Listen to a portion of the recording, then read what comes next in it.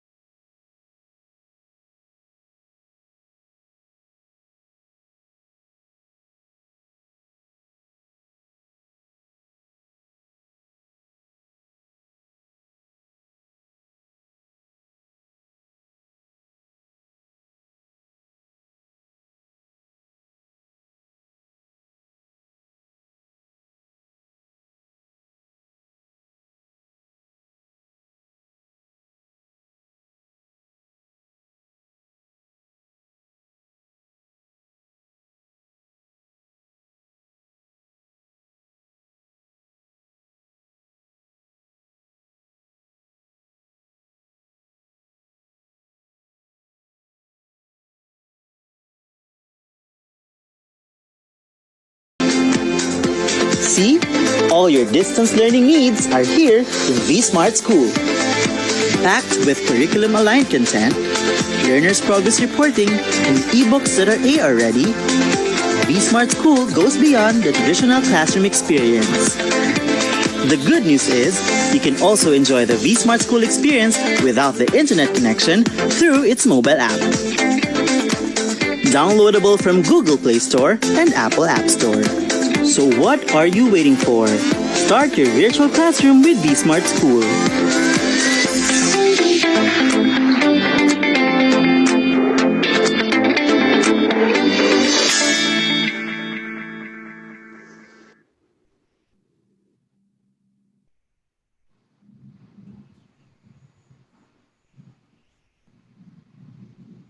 Good afternoon, Kavibal, and welcome to our GEC webinar series.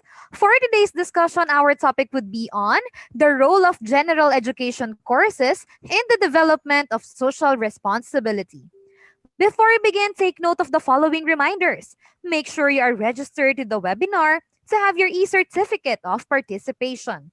Visit certificate.vibalgroup.com to generate your proof of attendance. Place your questions on the comment box allotted during the session, and they will be addressed by our speaker later on. Share the video using hashtag LearnAsOnePH as our official hashtag to our Vibal webinars. Experience learning, Kavibal. And now, to proceed with our session this afternoon, it is my pleasure to introduce to you our distinguished speaker. He is one of the top 10 reading and preschool specialists in the Philippines and is a sought after resource speaker, lecturer, and consultant to various seminars and conferences here and abroad. He has written various books, modules, led review materials for the Philippine Normal University and for other colleges and universities all over the country.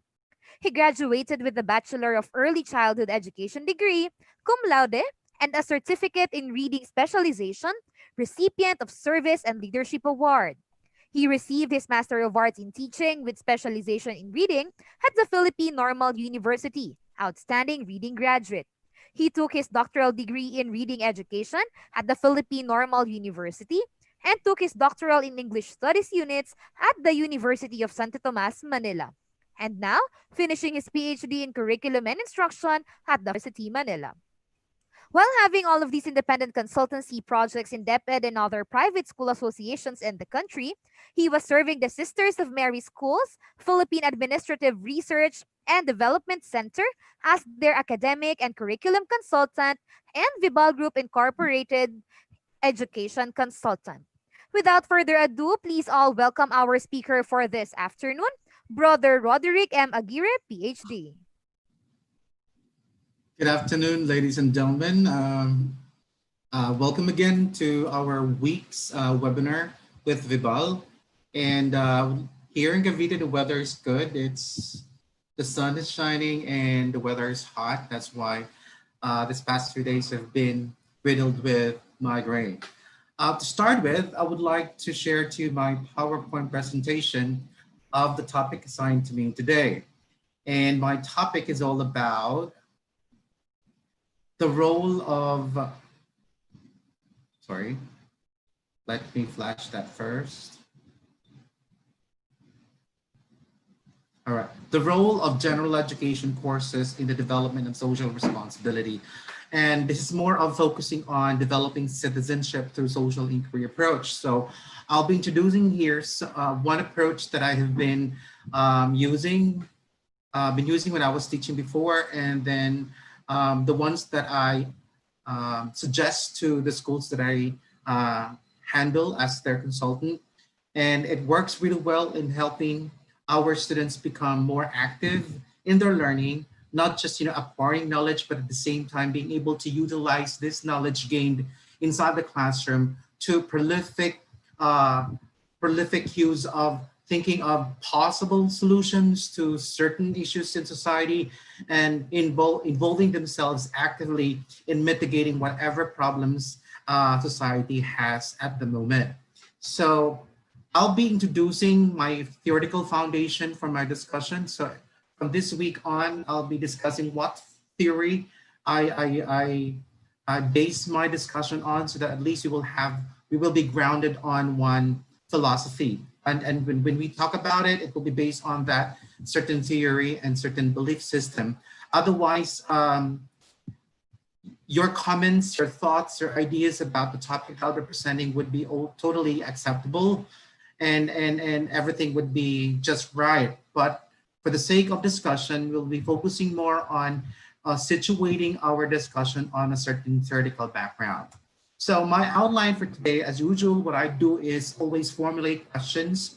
And by these questions, this will guide us in our discussion from first point to the last point. So the first question is, what are the developmental milestones of adult learners? Since our students in senior high school moving to college, they are now considered to be adult learners with certain personality and certain attitude that they possess in order to survive the demands of college life or tertiary level learning. Next question that we're going to discuss would be, or answer would be, what is social responsibility in its general sense, and how we can understand this concept and be able to integrate this in all our lessons, and not necessarily teaching them social responsibility, but integrating in each of our lessons of the GECs, inculcating social responsibility among our learners via classroom activities, performance tasks, and even other classroom activities that we can think of, even if it's online or modular in its approach. And then the third question we're going to answer would be, how can the general education course or courses help adult learners in the Philippines develop social responsibility? What is the role of this general courses? Are they there just to give our students general courses before taking majorship, or it's a redundant subject that they already took in the senior high school? We need to understand this, why the general courses are there in the collegiate level before taking major subjects. And the final question would be, how can social inquiry approach, or SIA, lend in developing social responsibility among adults learners in the Philippines. So I'll be introducing one approach, and then on Thursday, I'll be introducing another approach with another theoretical and philosophical foundation.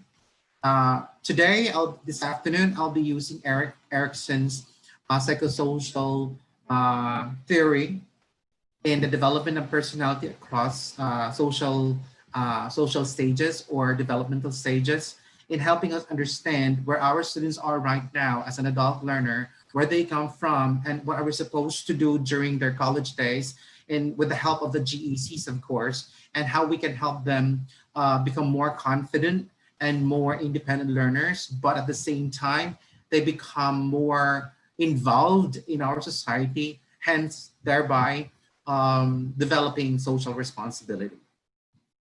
Then after that, we'll have a little bit of workshop. I didn't put there the bullet on or the number on workshop, and I'll show you a simple workshop how SIA can be utilized and be developed via online or via modular approach, so we can help our learners traverse over the general education courses, but at the same time developing social responsibility. Because for me, it's nothing that we teach our students knowledge if it cannot be utilized for changing their behavior and helping them become more contributing members of our society. And finally, we'll have conclusions, implications of the things that we discussed today. So let's begin with the first question. What are the developmental milestones of adult learners? So I'll be using the developmental milestone as enumerated and listed by Erik Erikson's psychosocial development theory. And we're going to discuss this in passing, just to understand who our students are and where they come from and where they're headed, okay? So according to Erikson maintained that personality develops in predetermined order through 8 stages of psychosocial development from infancy to adulthood. During each stage, the person experiences a psychosocial crisis which could have a positive or negative outcome for personality development. The GECs, or the general education courses, would somehow come in as a way of helping students who may not have acquired the necessary knowledge, necessary value system in order for them to thrive in the collegiate level, but at the same time be able to function in society. So it doesn't mean that our students are already in college, still they will be focusing on learning, but they're already adults. And whether they like it or not, society has already assumed tasks, responsibilities that they should assume in society. All right. So Erik Erikson somehow lends us an idea of how to understand our learners. Also, by this explanation, so our students in the collegiate level are now roughly around 18 to 40 years old after senior high school, and they are now in the stage of intimacy versus isolation, where if we help them understand, use GECs, the general education courses, to develop who they are, gain knowledge, and at the same time modify and refine their value system, then they will gain what we call as, they will learn the value of love. Now, the value of love here means being able to establish relationship, not necessarily just intimacy relationship, but being able to establish relationship with other people and be able to work with them, be able to trust them, and collaborate with them in order to pursue a common goal. It could also pertain to love means also intimacy of relationship.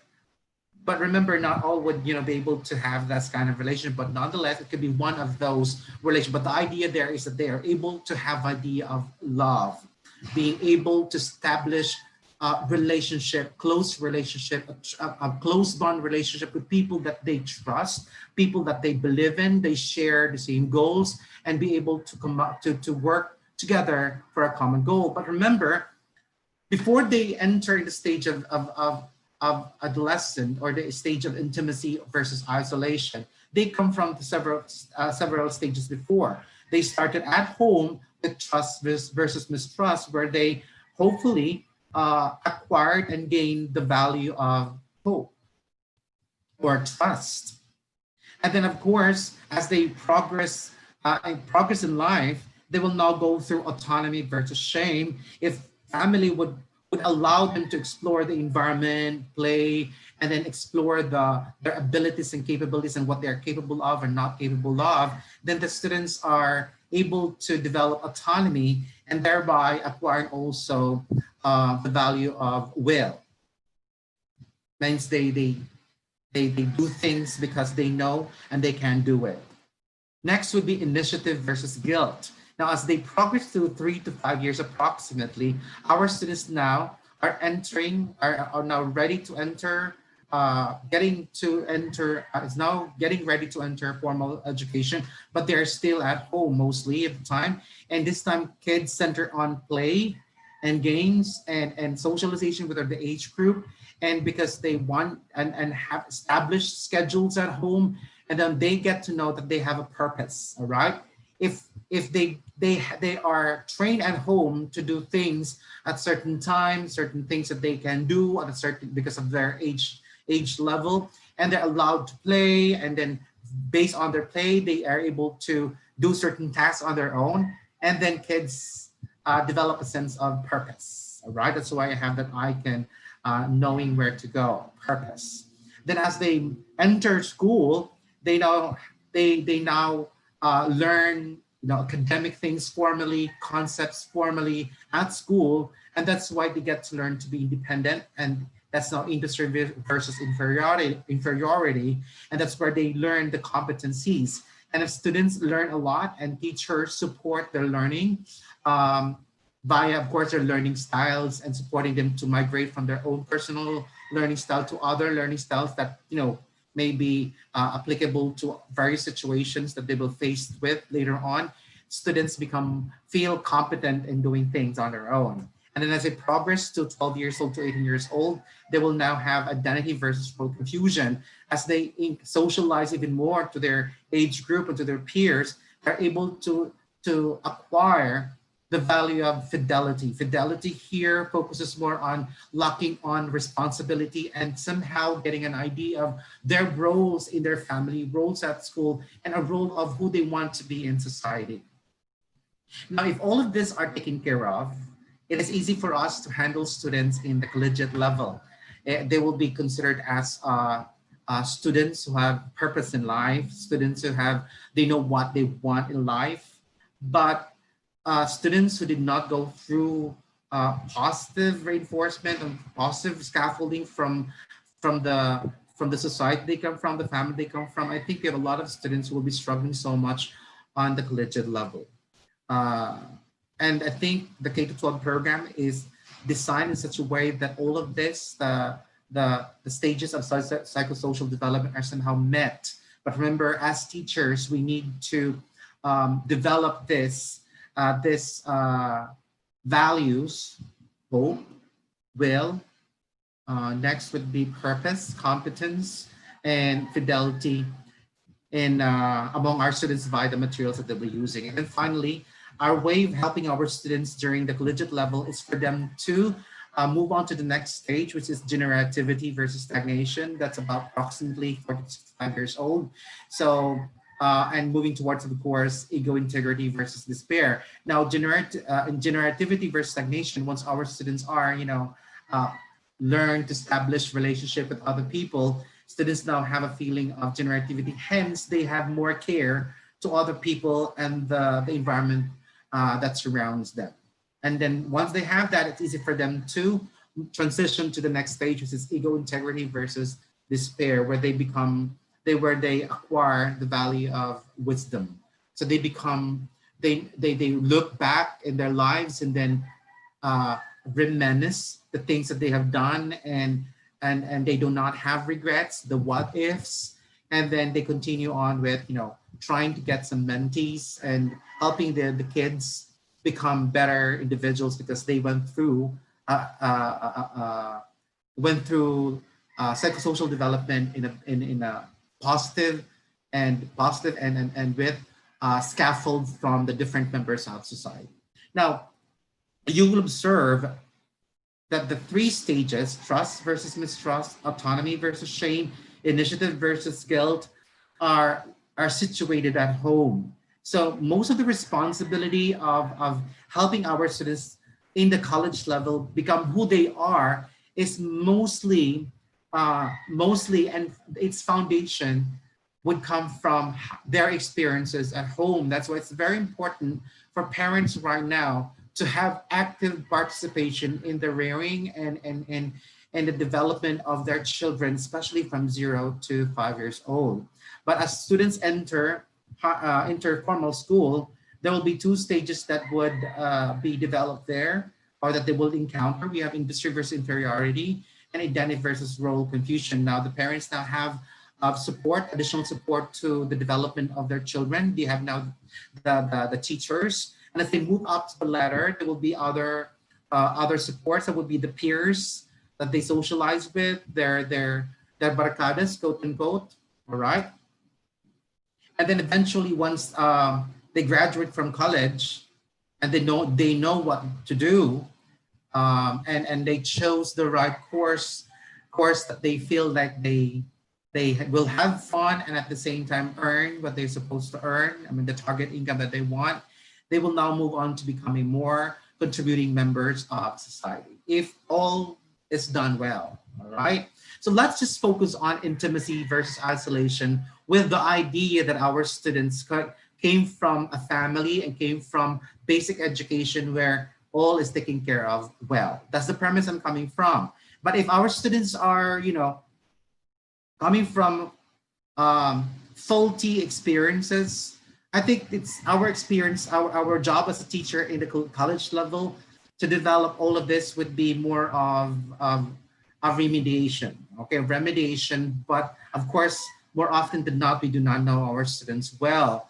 We can only understand who they are at the moment, and how they respond to our activities would show the kind of education they got from the basic education and from the families they come from.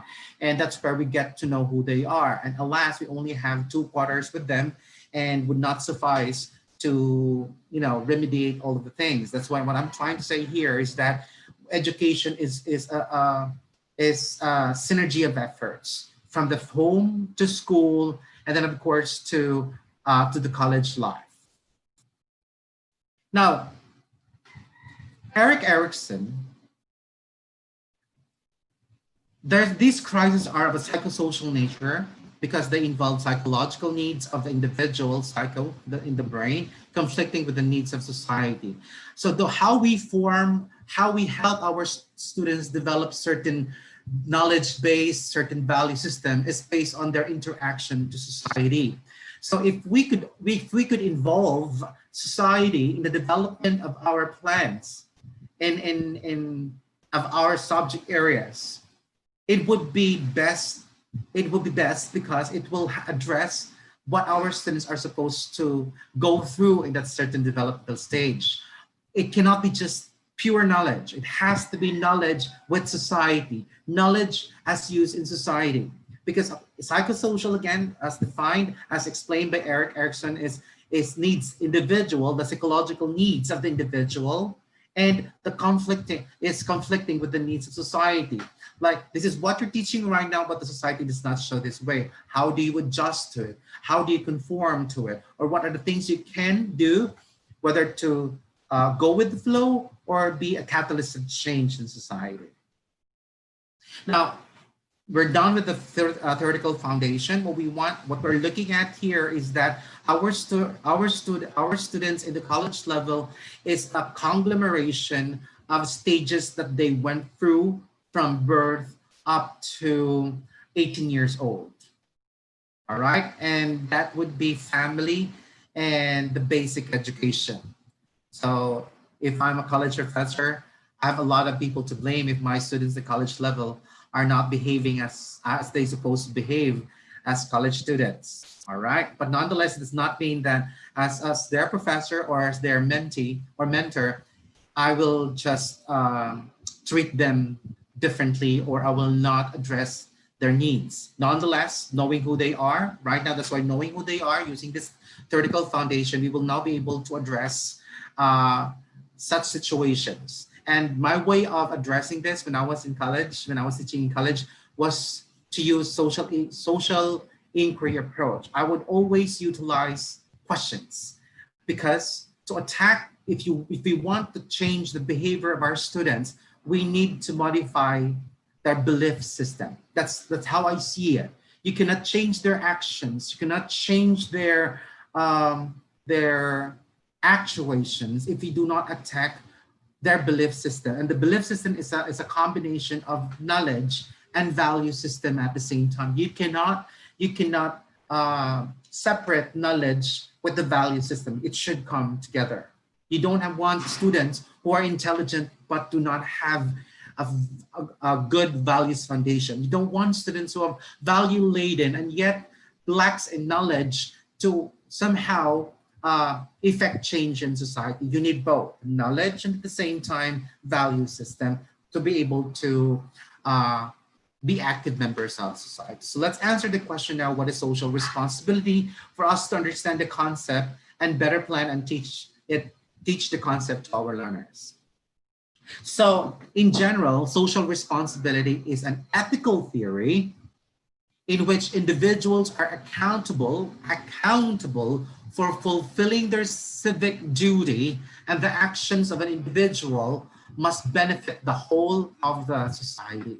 So we need, in the sense of making our students understand the concepts embedded in the different subjects in the general education courses, we also need to inculcate certain values for them to be able to understand that such knowledge gained from the GUCs should also benefit them in order to help the society in general, not just themselves, but in society in general. If they land on a great job, they become good, they become part of an institution, they become contributing members to the economy of the country. And then once they are contributing members of the country economically, they move on to other responsibilities, like becoming members of a religious group, becoming members of a certain advocacy campaign group. They become more active in solving and addressing certain issues in society. But if our students are not able to address their own individual needs, like need for relevant knowledge, need for refinement and acquisition of good sets of values, then we have failed our students. Students do not fail on their own. They fail because somehow the members of the society, the family, the educators, and the planners, the curriculum planners, failed to consider how they can be addressed, how their needs can be addressed at a certain developmental stage. So social responsibility is gained via helping our students gain knowledge from the GCs, but the job of the teacher now is to think of what values is appropriate to the lesson, and ask students to transfer what they have gained from the lesson to solving certain issues in the society. But remember, it's a teacher who plans that. It's that the students will not be the ones to think on their own. Otherwise, some of the students will have their own individual interpretations. Although it's acceptable, yes, individual interpretation, but still planning is better than nothing at all. So for social responsibility, the idea there is that there must be balance between economic growth and welfare of society and the environment. It cannot be just pure economic growth at the expense of other people and at the expense of our environment. And that's what's happening in the Philippines right now. And that's why I'm happy that Vibal came up with this topic about social responsibility. What we want for our students, in not just in the college level, but in the senior high school level to the college level, is for them to understand that, yes, you need to work, you need to earn a lot, but not just for yourselves, but also to be able to help other people and help our environment. A good example would be what's happening to our agricultural lands right now are being developed into industrial areas, industrial buildings. We build industrial out of agricultural lands, and and we develop some of the lands and make it more modern and highly paved, and that's why we have a lot of floods during rainy season, because we do not have a good drainage system. And I think it is caused by officials, government officials, who are very intelligent, but probably require or lack certain value system to be truthful, to be responsible in their office, which means for them to be able to help the people that they are supposed to serve. So we need engineers who are good engineers, very intelligent engineers, but think of ergonometric designs that would not destroy the environment, but would conform to the environment and help the environment thrive. We want doctors who are not creating viruses, so just to be able to get recognition that they were able to create a new type of virus that cannot be cured, and so on and so forth. That's not good. We want doctors who are able to address health issues and help other people, and that's what we want. Very intelligent people who care for others, who care for themselves and others and the environment, and that's social responsibility. Now, to address our third question, we have, how can the general education courses or GECs help adult learners in the Philippines develop social responsibility? Now, let's look at how the general education courses lend itself to helping develop social responsibility among our adult learners. So our students, of course, in the senior high school and in the collegiate level, should be treated as independent. They have their own minds. We need to help them speak their own mind, because and be able to talk and be able to partake in conversations where they're more adult learner talk than teacher talk. And like for, say, probably elementary and high school, that there would be more, there would be teacher input, a lot of teacher input, because students are still gaining knowledge and information. But as they enter senior high school, transcending to college level, they need to be able to search for information on their own. And when they come to the class, they have already researched enough information and talk about those. But then again, searching and researching information should be guided by the teacher. And that's why later on I'll be sharing to what I did when I was in college, when I was teaching in college, and what I usually do to help our students develop social responsibility. So say, these are some of the GEC subjects: the language and literature. There's also called literature, language and humanities. We have the mathematics general courses. We have natural science general courses, information technology, we have physical education, other mandated subjects as well, and many other. I've just listed 5, although there are still many. I'll just, giving you an example. Let's say literature, language and literature, mathematics, natural science, information technology, and physical education would somehow be used as knowledge base for our students to start talking, all right? So that the necessary information, the relevant information needed for them to be able to discuss certain matters are already been taken care of.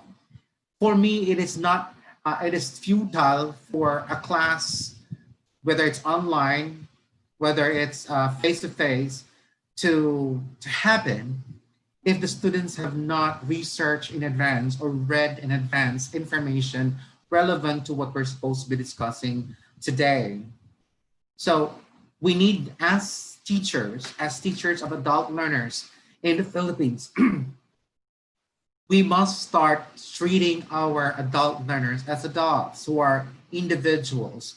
We do not spoon feed information to them. Yes, we do guide them where to get the information, but they're supposed to learn where to get the information, because in society, individuals are the ones who search for information, and via this information, they formulate their own conclusions, they formulate their own opinions, and be able to uh, refine, if not also gain more values in order to address certain issues in society.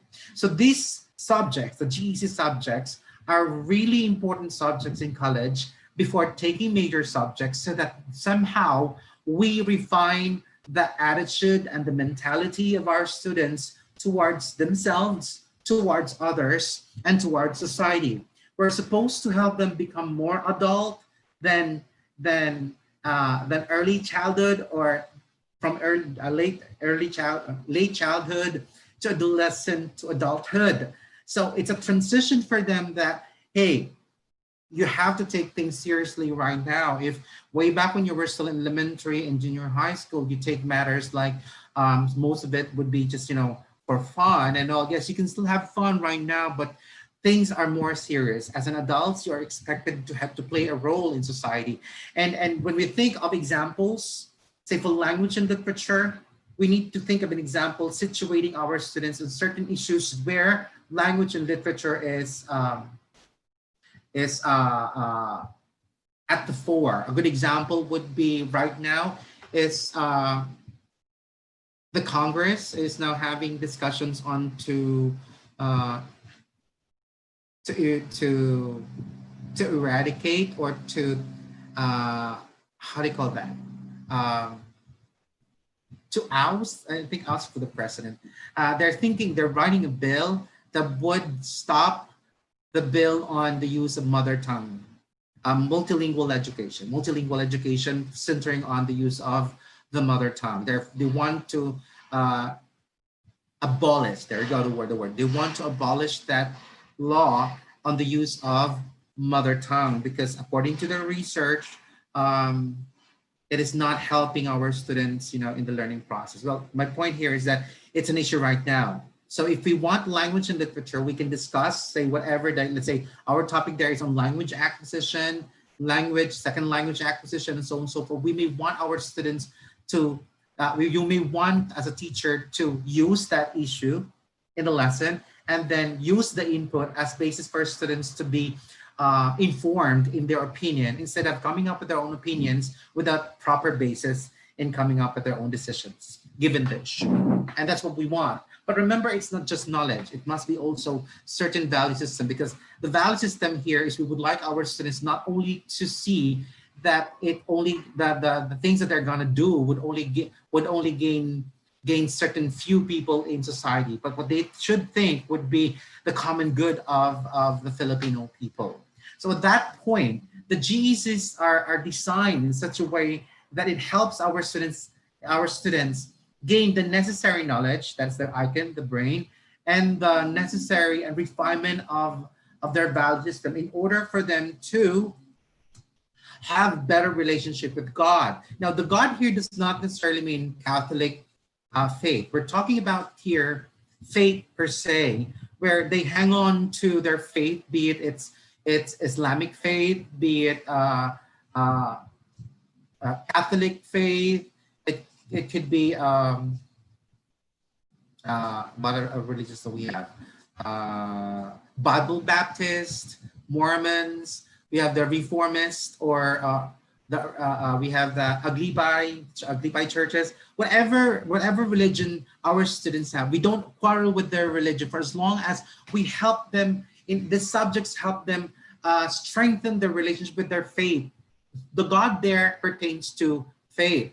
Research shows that students have more faith, stronghold in their faith, have more purpose in life, and they are more caring to themselves, to others, and to the environment.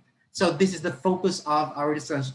The problem with the Philippine setup is that, especially for the state universities, we are bound to uphold that we are non-sectarian. But being non-sectarian does not necessarily mean that we are not going to establish relationship help our students establish relationship, but we just have to address all types of religions in the class. And that's why, as teacher, it's very important for us to know the religious affiliations and the faith system of our students, so that at least we can address that address that while planning for the lessons. All right. Once they have good established belief system based on their faith, now they will have a strong relationship with oneself.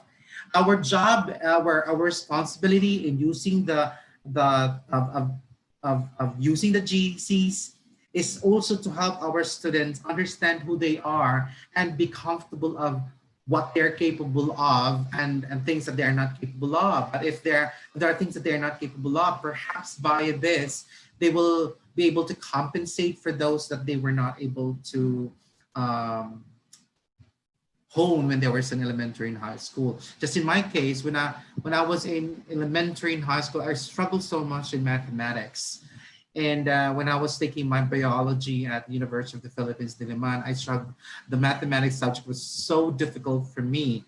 But later on, when I took my education at PNU, some of my professors, my math professors, Dr. Golia and other professors, made me understand mathematics in a more realistic, in a more practical sense. And I realized that if I could have just that kind of teacher in my early grades, could probably have shed away my fear of math.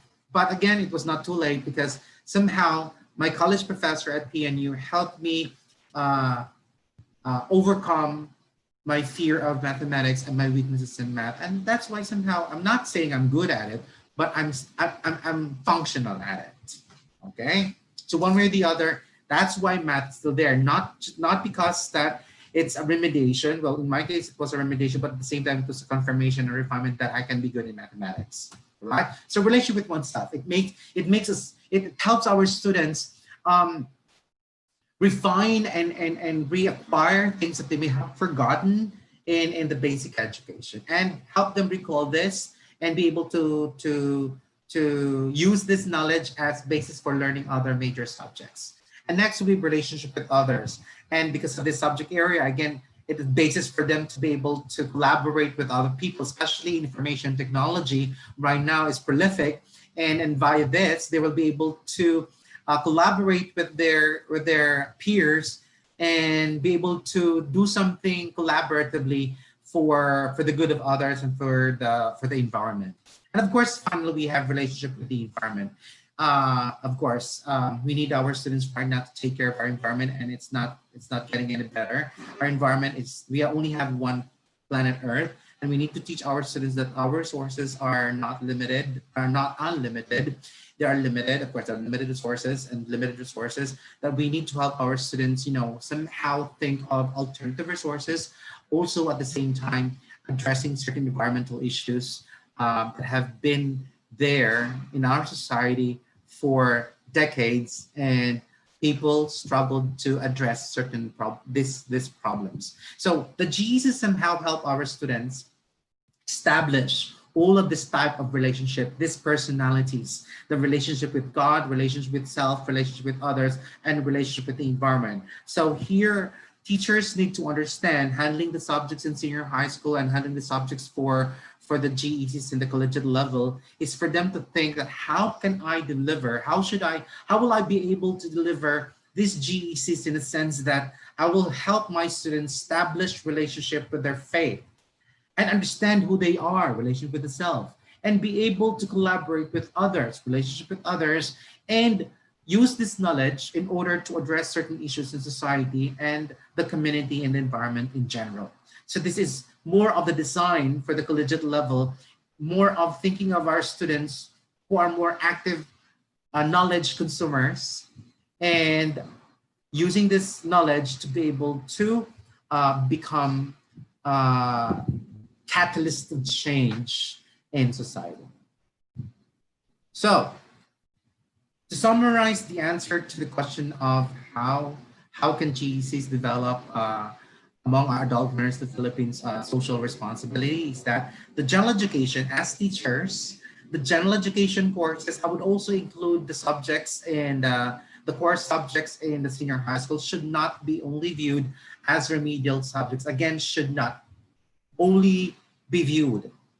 Although it could also be viewed like, again, in my case, I had difficulty in mathematics. It could also be a remedial subject for those students who have not acquired then the basic knowledge of that discipline in order for them to survive academic demands in the college level. But it should also be seen as a way to support learners to become adult learners. So the general education courses or subjects should not only be viewed as remedial subjects for students who may not have adequately acquired the necessary knowledge and values based in the basic education. These courses must be treated as a transition for students to modify, refine, and affirm their knowledge base and value system in order to become confident, independent, and conscientious member of society. I know that a lot of teachers out there feel so bad that, especially those who are handling major subjects, that there are still GE courses or general education subjects in the college when there are already other subjects offered in the senior high school.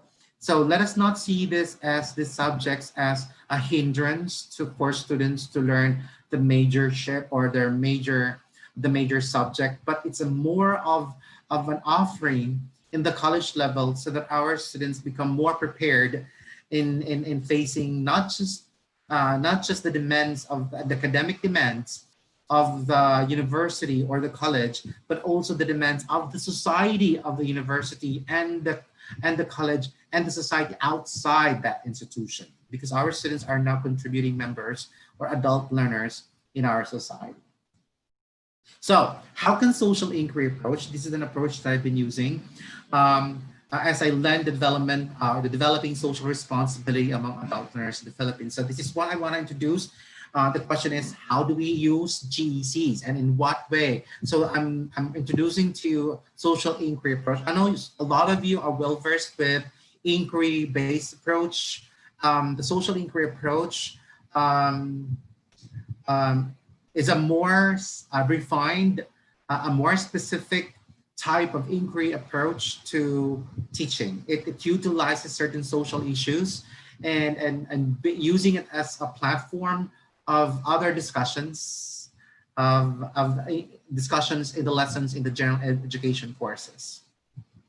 So let's now have social inquiry approach. It is more of crafting questions that lead to deeper knowledge about society and citizenship in any subject for that matter. And it works well with social sciences and humanities, even languages, and even mathematics per se. Okay, so these are the elements of the social inquiry approach. So there are two goals that we would like our students to accomplish.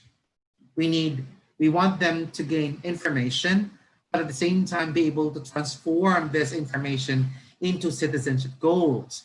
A question would be why the question, this type of approach addresses questions from our students like, why am I learning this? What is this for? Will I be able to use this in my daily activities at home, in society? Would this help me become a better person? Will this help me become a better individual in society? Would this help me land a better job? Will this help me? These are, and so on, and many questions string attached to it.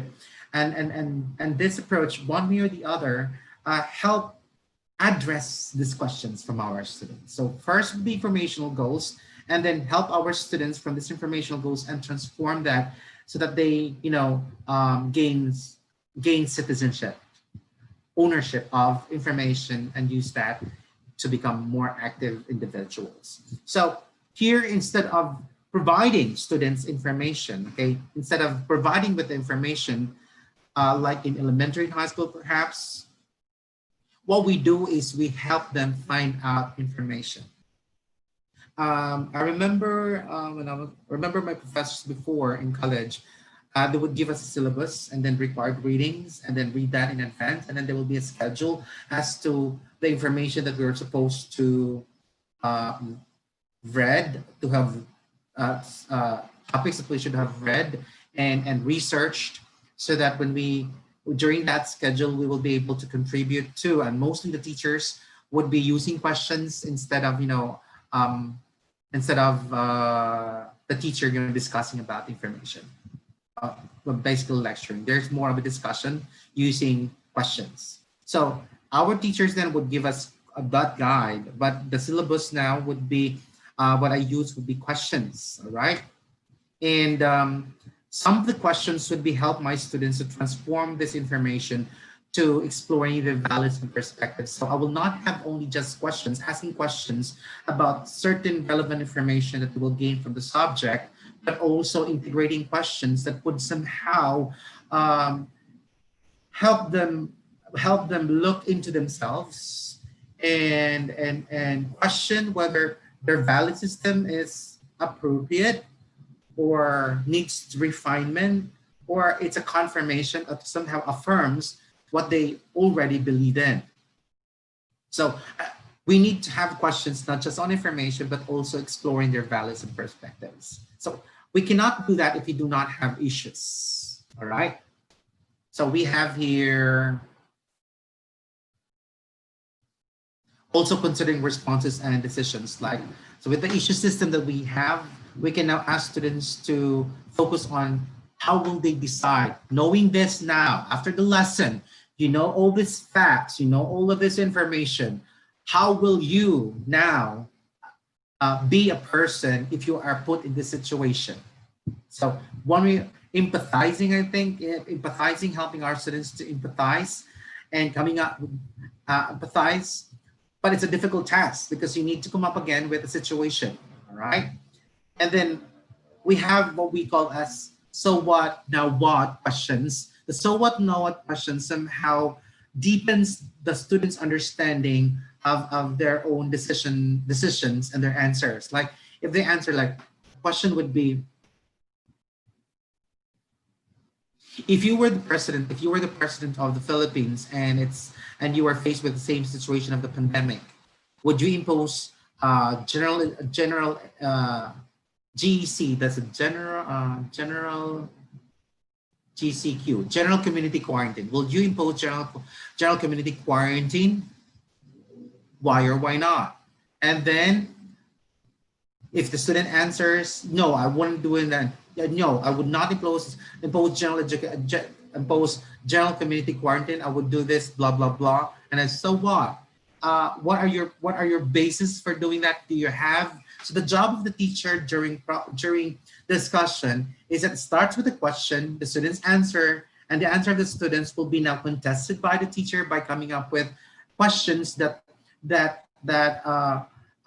dissects the student's answer. We just don't accept the answers of our students as correct, wrong, correct, wrong. But we ask further follow-up questions to help our students understand themselves. Am I right with my questions? Do I really believe in it? Do I really believe that this is my answer to the question? And so on and so forth.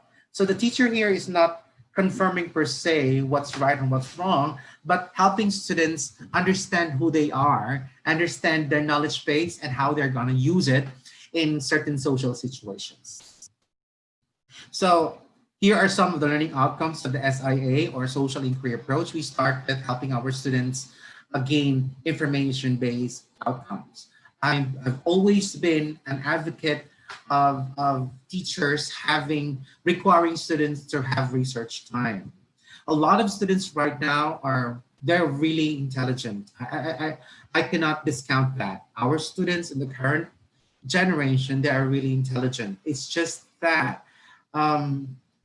they become so lazy because information is easily gained through the internet and so on and so forth. But if we somehow come up with certain parameters as to how much information should be taken from the internet, how much information should be taken from books, from newspapers and so on and so forth, at least coming up with those parameters will help our students widen their parameters and perspectives in looking for answers to certain questions, not just one source. Okay, so what we want our students here in the SIA is that to help our students become independent seekers of information. All right, that they do not just rely on one source, but they have to verify this information from other sources so that they know that the information that they're actually digesting is actually verified or verifiable by other sources of information. So that's gaining knowledge, helping our students. And remember, teachers, you are supposed to come up with guide questions, just questions to help them look for answers to these questions in various sources. So what the tendency for some teachers would be is to give input to this, all right, to give input to this information. For the college, the senior high school, and for the college level, we are supposed to help them gain a lot of research skills. Where am I? What happened? All right. All right. So once our students already have gained certain information, now it's time for us to have certain discussion. So we utilize what they have. They have research, but we would like to filter out also their value system. So some of the questions that we formulate is to help our students gain values-based outcomes. So social inquiries on what people value are found to be important. Like, say, your lesson is about cultural diversity of the concept of beauty, right? The cultural diversity of the concept of beauty. Say you would say they have research on that and so on and so forth. All right. Say, could you say that people in Sudan who would pierce their ears, and consider it as their standard of beauty, be considered your standard of beauty? So our questions would be helping our students gain other perspectives, not just their own perspective, but also looking at the possibility that there are other perspectives, meaning perspectives, because perspectives and belief system would come from the cultures we belong, the society we belong, and what's moral and what's acceptable in one society may not be acceptable in other society. And it doesn't mean that we have to quarrel. We need just to understand where they come from and respect that. And we need to understand that by making questions, by asking them questions constantly and contesting their answers is helping them gain other perspectives other than their own. And then once we have that, we need to transcend what the information that they gained, and then the values that they have refined during discussion is for them to be able now to see the importance of the lesson to society and how they can utilize this knowledge in society. So we need to integrate social issues. It could be a prevalent issue that has not been addressed in the Philippine society for quite some time. Not just the Philippine society, perhaps, but the global society. A good example would be global warming. I know, marami nagsasabi, sort of Filipino, when there were times that I would use global warming as an example. Another one would be example of preferences and culture shock and racism. A lot of some of the participants would tell me that, sir, gasgas na po yung mga pinagsasabi, ang mga binibigay niyo sa amin ng mga topics na mga issues. And I said, yes, alam kong gasgas na, pero hindi pa naman sila na-address. Ang problema kasi sa atin, once hindi ang social inquiry approach, this developing social responsibility is not, we tell our students that it's not enough that you talk about it. It's not enough that you come up with laws, come up with campaigns. What we want is tangible actions actually happening in society. That's why it's called active membership of society. So the question would be now, knowing that there are different standards of beauty, what do you do now with the commercials showing that the standard of beauty in the Philippines is just, women with fair complexion, that women should be petite and should not be obese and should not be plump, and this is the shape of the body. How do you now address these commercials that is being aired out in major television companies, broadcasting companies in the Philippines and abroad? These are the things that we need our students to to become. All right, they're not just knowledge consumers. They don't just debate about information. They don't just, you know, once they're done talking about it, the problem is still there. Another issue that a lot of people would say, gas-gas na po, is the issue of poverty. I know the gas-gas na po ang issue on poverty, but have we addressed the issue on poverty? Access to education, to free education. I know gas-gas na po, but then again, there are still prevalent problems in the Philippine society and the world, which have not been addressed yet. But we have already lots of research, a lot of information, relevant information that would help individuals, a lot of people address these problems. What's happening is that a lot of people would come up with, ako lang po ha, ako lang po ito. Ano itong ginagawa ng yung medical outreach program, merong food, papakain sila, and so on and so forth. I think you're not solving the problem. You're only just giving people a solution, a temporary solution, but not a long-term solution. I think the solution there would be, because dahil nga naggugutom mga tao dahil nga sila po ay because of poverty. Now, kung bakit sila nasa poverty? Because of ignorance. Bakit po may ignorance? Because how do we address that? I think there will be twofold: education and livelihood. Dapat magsama ang dalawa. I mean, these are the things that we are able to do. But the problem is TESDA, Department of Education, and SHED are on their own in their efforts to solve that problem. Kung magsama-sama sana sila, I think they will be able to address. I think that's what we want. We want a lot of people who does not just talk about it, but do something actively about it. And that's what's good about the GECs, the General Education courses. It's because it helps our students become adults from being, being a little pampered type of students in the basic education. Now they are now being pushed to become individual adults who think for themselves, but at the same time taking care of the needs and the common good of others, especially the environment. All right. So let's have an example. Let me check first if I still have time. It's 3 o'clock, so I think we can finish on time. So let's have an example. How we can use the SIA or social inquiry approach in the GECs or even the senior high school subjects. For those who are teaching the senior high school and for those who are teaching Araling Panlipunan, edukasyon sa pagpapakatao, what else?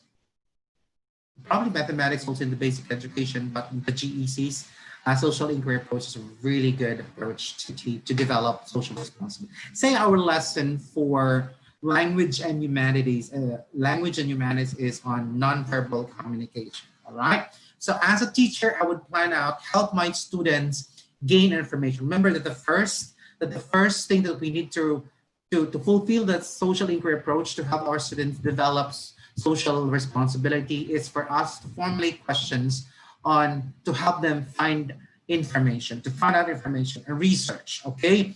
So I would come up with a question: what is communication in general? All right. What is nonverbal communication? Okay. What is the importance of good nonverbal skills in effective communication? I could probably do this for individual. I would ask students to individually research this, and then I will have discussions on this. Or you can have groupings like group 1, so collaboratively working on what is communication and so on and so forth. And there will be I will ask them to be the knower, and I will be the knowee. So I'll be asking questions from them about what they have researched. So somehow it becomes more of a discussion, not a lecture. So the questions are formulated by the teacher. Teachers would formulate these questions, but again, create parameters. I would say you can get 3 sources from the internet, and 5 sources from the book or reference books with the years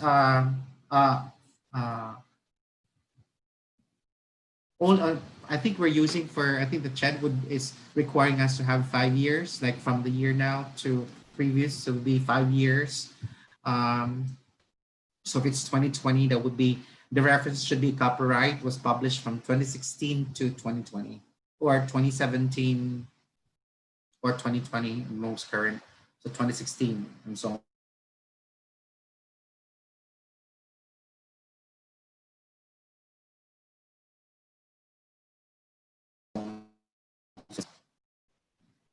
Hello. With the new normal is that our students may not be able to access the library. That's why it's one of the things that we need to consider how we can help our students access the library. I think if you have an online library, you can do that. But if you can have a memorandum of agreement, especially for the tertiary level, I think you already have your online libraries. But for the senior high school, it's best that you have a memorandum of agreement with the universities and colleges near you so that you can also access, you can ask them to allow your students to access their online library or e-library. So say these are the questions for the find out information. And you will also have questions for the exploring values and perspectives. So the questions that I will formulate exploring values is always remember it's utilizing the information that they have researched about the topic, and then also helping them put that into use in terms of questioning who they are, how they do things, and how they deal with other people. So here's some example questions that I came up with for exploring values and perspectives on the topic nonverbal communication. How do I refine my nonverbal skills to become an effective communicator? Or you can ask, how do you refine your nonverbal skills to become an effective communicator if you don't want the I persona? And another question would be, how do I understand others through their nonverbal cues and their cultural background? So somehow I am now able to help my students transcend from knowledge base to helping them have good relationship with themselves via the topic nonverbal communication and with others. Look at the question again.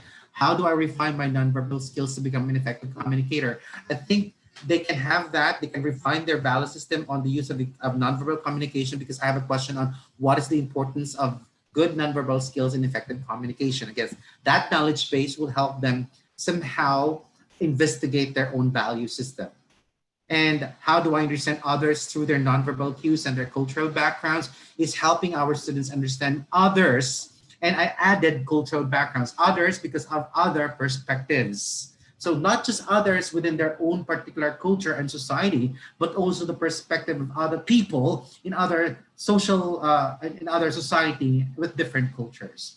Then once I'm done with that, I will now ask my students to situate what they have gained, what information and values that they have gained or refined in making responses and decisions on social situations like. My example is, how do you use nonverbal cues in the following situation? 1, formal interview. Next, family gatherings. Next, advocacy campaign presentation and political campaign. So I would now ask my students to, if I started with groups in finding information, so group 1 is what is communication, group 2, what is nonverbal communication, group 3 and 4 would be what is the importance of good nonverbal skills in effective communication, and so on and so forth. I would have now group 1 formal interview, group 2 family gatherings, group 3 advocacy campaign presentation, and then political campaign. So what happens here is that you can see the transition from just knowledge of the general education subjects to using this knowledge base in evaluating who they are as a person, their belief system. And then once they're able to refine their belief system, they will now be pushed to use that in social situations. I know my social situations are a little bit generic, but It happens most of the time. The formal interview, family gatherings. Family gatherings are constant social situations that our adults are faced with. Advocacy campaign presentation with the situation right now in the Philippines. They have a lot of advocacy campaigns, especially on the environmental, Save the Environment campaign, advocacy campaign, and so on and so forth. Even Save the Waters, Save the Lands, and so on and so forth. And we have the political campaigns happening right now in the Philippines, especially with the ABS-CBN franchise issue. These are the things that this is what's good about social inquiry approach for the GECs, because the job of the teacher is to formulate questions for the three outcomes: information outcomes, values-based outcomes, and citizenship outcomes. And you can see that there is a gradual transition from just pure knowledge to valuing to citizenship or to acting.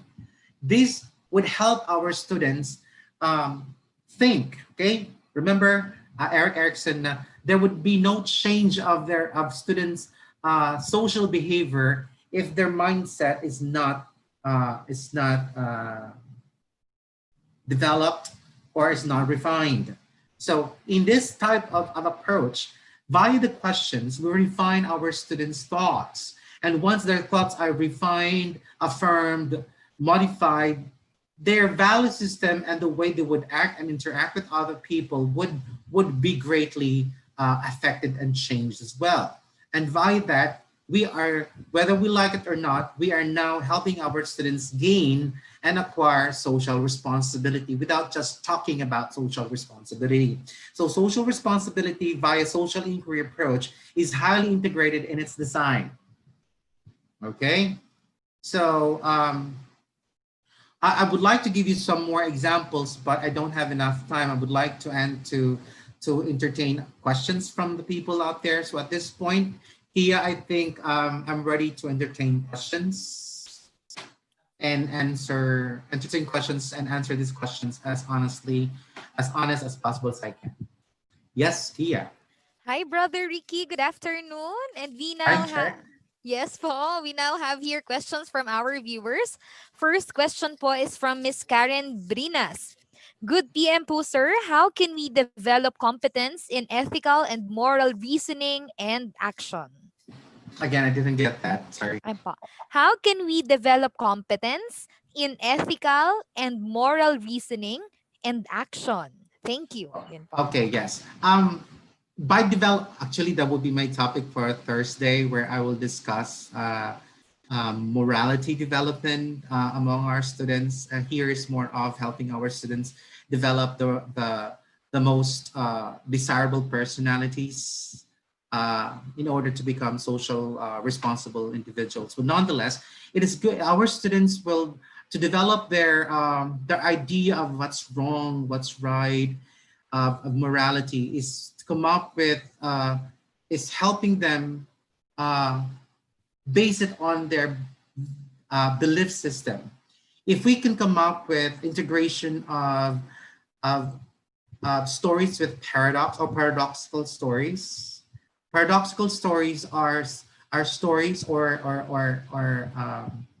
texts or selections that forces our students to use their belief system in making a decision whether it's right or what's good. A good example would be the text that I used last time on the, I didn't choose that. It was the father who was the father, the son, and the train. And the father was supposed to, was the one who's in charge of pulling the lever for the bridge so that the boat can pass under the bridge, and supposed to maneuver as well, control the lever so that the bridge would come down again, and so that the train will be able to pass through. It just so happened that his son, the man who's in charge of the bridge, he brought his son, and then all of a sudden the son saw that the train was earlier than usual, and the bridge was still up because the boat was passing. That was the passing underneath. So the boat, the son, I'm sorry, the son tried to go under the bridge to manually pull the lever so that the bridge would come down. The problem was that the son got stuck. And at the same time, the father saw what happened and saw now that the train was fast approaching. So he is now left with the choice whether to sacrifice his son or to save the passengers, the many passengers aboard the train. So this kind of moral paradoxical stories or selections can be utilized in our lessons in the senior high school, in the GEC, so that our students are forced to look into their value system and be able to know whether this is the right decision or not. But via doing this, the teachers are able to listen to the decisions and the moral based decisions of their students, and thereby be able to know where their students are coming from in terms of their morality. And later on, once they see, medyo simple lang ang sagot ng anak kong, ng estudyante kong to, parang mali po yata. Of course, by seeing na mali, saan ka nang galing ng mali? Baka ang pinanggagalingan mo naman ay yung sarili mong morality. Iba ka naman ang bata nang galing sa ibang relihiyon, iba naman kanyang standard of morality. So what you can do perhaps is you can always ask questions by saying, why do you say that's the right decision? By contesting the answers of our students, the responses of our students through questions, hindi natin ini-impose sa mga bata ang sarili nating morality sa kanila. We are just asking them to refine their thoughts by the questions that we ask.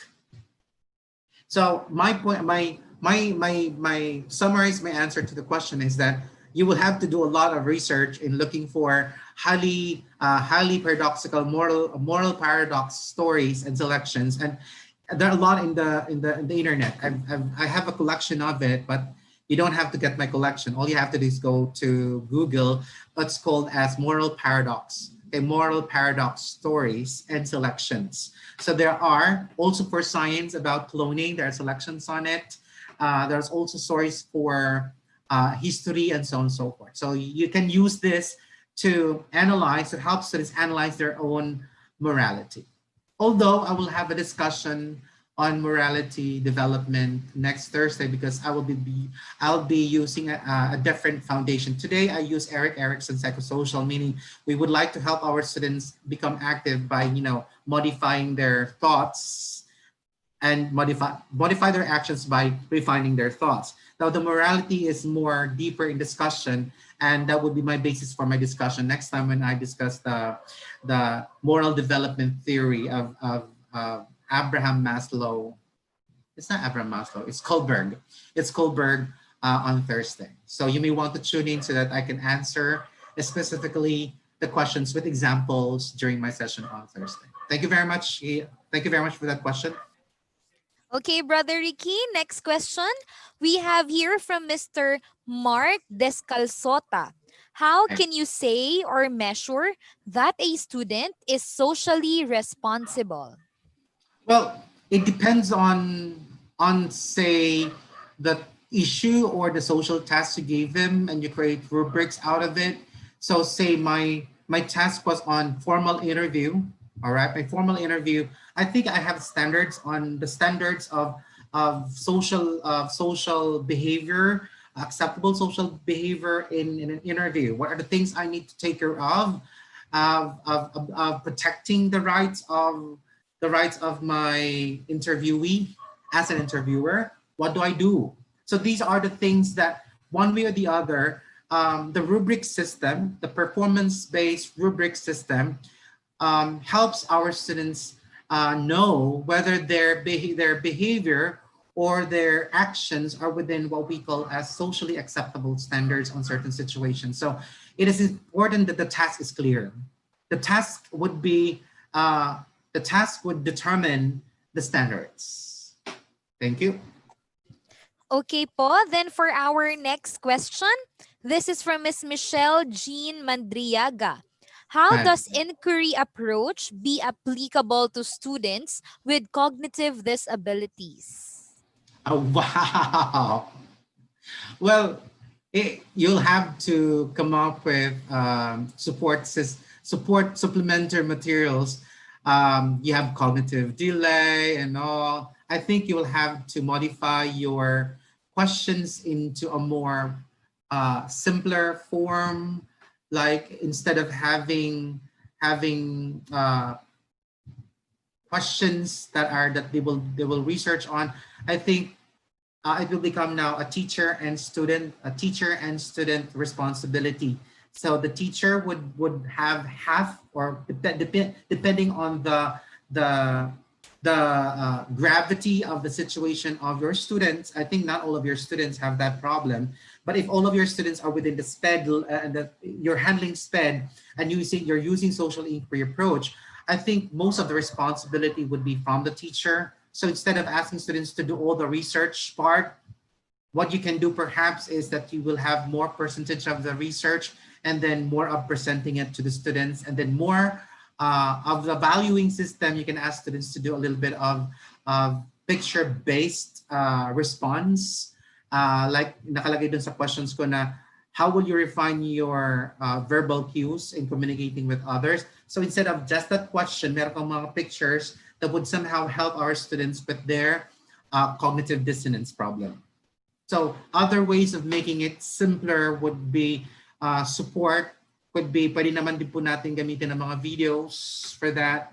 We can also use picture prompts and also guide actions. Like kung magawa sila ng interview, siguro may mga guides po sila gagawin natin. I think there would be, my answer there is that there would be more teacher supervision and scaffold than the regular students that you have.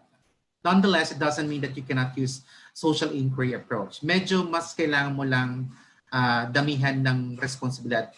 Kung sa ordinary students, I would say normal students, sorry for the word, you can ask students to do research on their own, and it'll just be giving them a schedule where they come together and do the partake of exchange of information. But for students, you cannot do that. You have to, kung kailangan nila mag-research at gusto mo sila mag-research, you have to guide them. So kung nasa internet po sila, magla-live ka, sabi na, okay, let's research on. So let's look at teachers, mag-share ka ngayon ng iyong Google, tapos sasabihin mo, okay, let's research on what is communication. From the communication, we are going to search the URL, which is not more of a Wikipedia and so on and so forth. So we have more, so even the guide for the looking of the information is highly guided. Okay, so hindi mas maraming teacher activity than the student activity. Thank you. Okay po, Brother Ricky. Then for our second to the last question. This is... Meron pa pong madami. Okay. Sige po. So this question is from Miss Vanessa Joy Roda. Okay.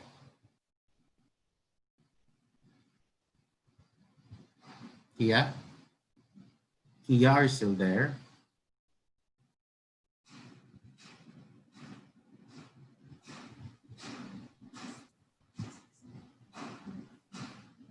Kia. Yes po. Okay. Hello po, brother. Ayan Yes. po. He didn't hear the question. Okay po. The question po ay from Miss Vanessa Joy Roda. Good Yes. afternoon, sir. How can we make the students become socially active in learning in this time of pandemic? Based on my example, when you develop the modules, there must be guide questions, all right? The guide questions, and the usual type that we do is that the modules, we already have the input, correct?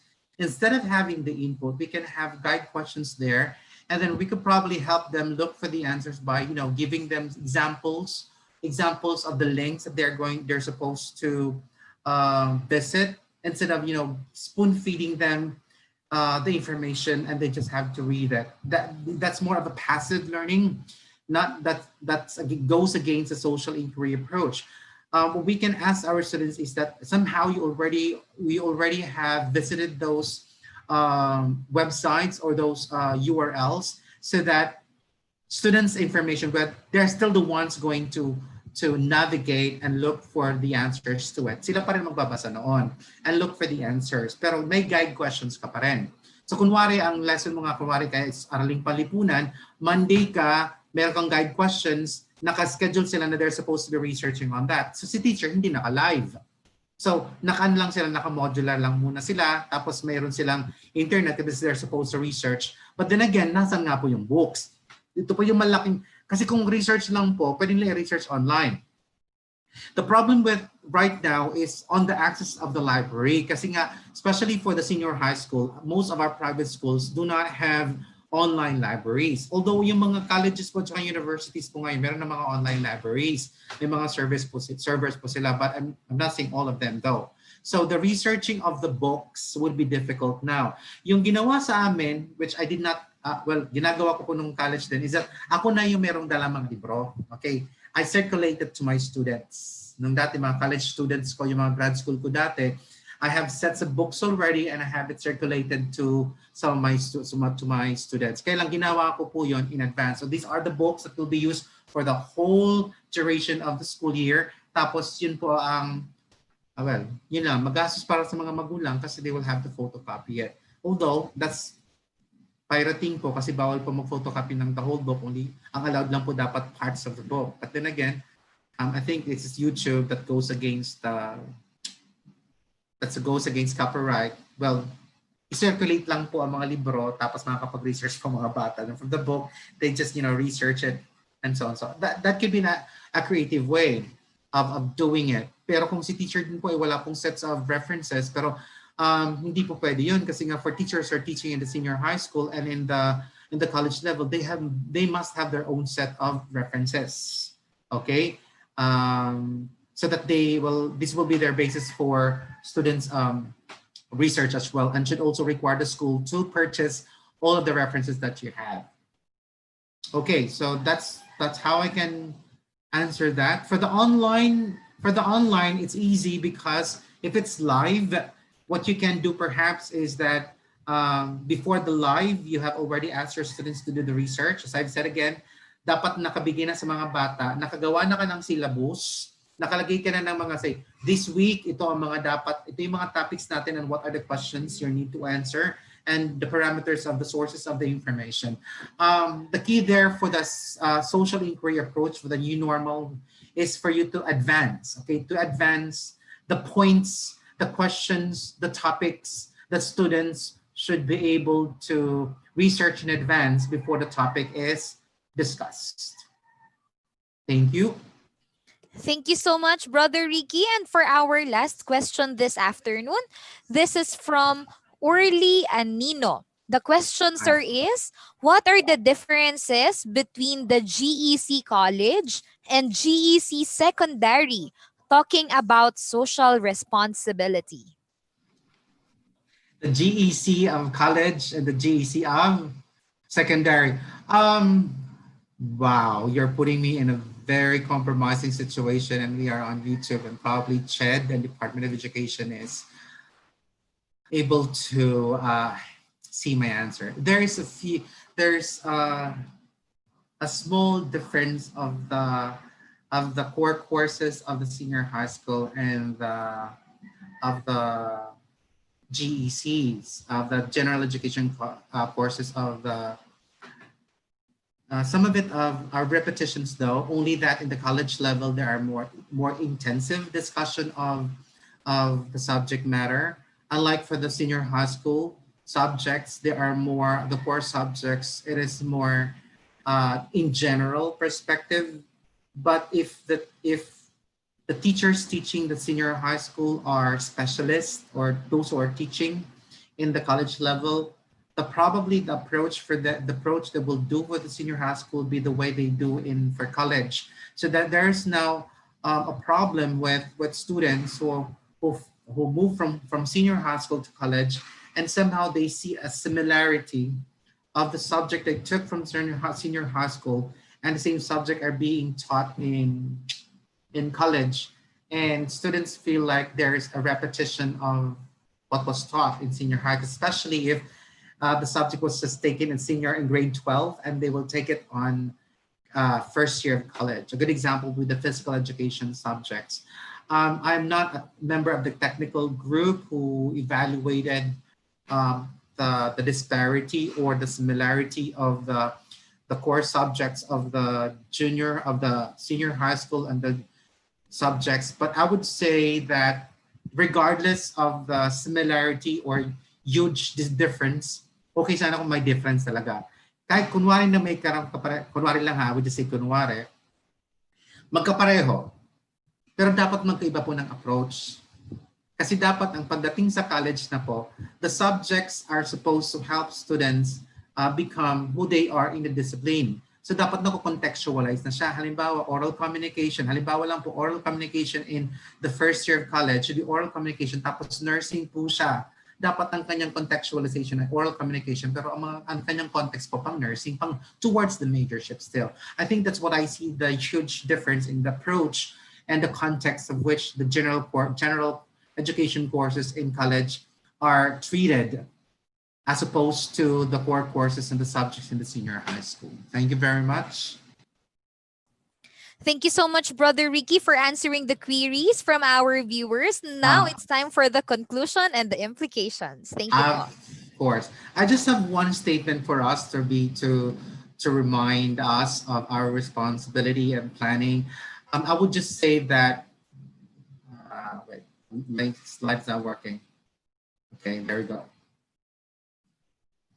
I would like to say this, that we as teachers should facilitate the learning of GECs among our students through crafting questions that lead to deeper knowledge about society and citizenship. It's not an easy task. I think lecturing and talking about the subject matter without asking our students to do research and make it to question their value system is rather easy than doing social inquiry approach. But remember, as we are now in the adult education stage, adult education is more demanding than the way we teach the elementary. A lot of teachers teaching adult education thinks that a lot of teachers think that teaching adults is easier than teaching the young ones. No, it's more difficult because the responsibility is higher. Our job now is to help our students become who they are as individuals and become like this, have a deeper connection to knowledge and become voracious eaters of information so that they become active participants in society. We don't want students to graduate. Well, we do. We want students who graduate very, very intelligent and intellectually endowed. We want that, but it should not be enough.